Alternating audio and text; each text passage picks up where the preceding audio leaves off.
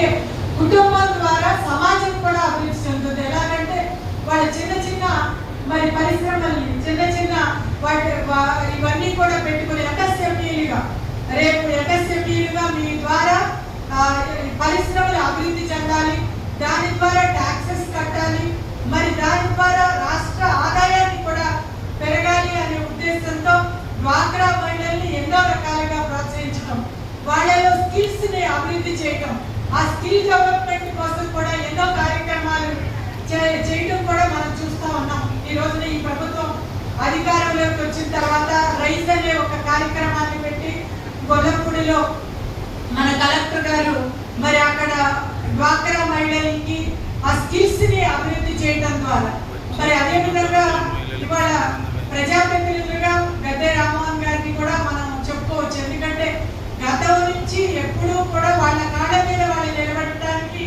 మరి కుట్టు మిషన్లు ఇవ్వటం, అంతేకాకుండా వాళ్ళకి మరి రెస్టారెంట్లు చిన్న సైజు అంటే ఒక బళ్ళని ఏర్పాటు చేసి దానిలో మిక్సీలు లాంటివి మనం మొన్ననే మరి నెక్ వాళ్ళు కూడా ఇచ్చారు కదా, దాని ఎగ్ కార్డ్స్ అన్నాం. అదే మోడల్లో మనం గతంలో కూడా బళ్ళ మీద మిక్సీలు లాంటి ఏర్పాటు చేసుకోవడానికి కూడా మరి ఆర్థికంగా వాళ్ళకి సహాయ సహకారాలు అందించడం జరిగింది. ఇవన్నీ కూడా సంపదను పెంచడంలో ఒక భాగం.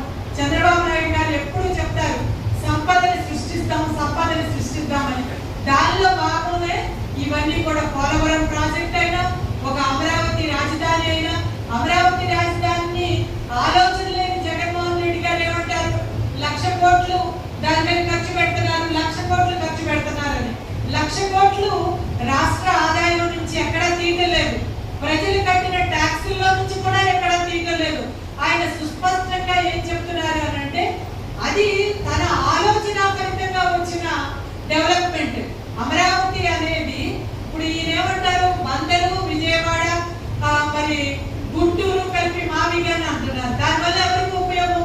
కానీ ఒక అమరావతిని సృష్టించడం ద్వారా అక్కడ ఎవరి డబ్బుని ఖర్చు పెట్టలేదు.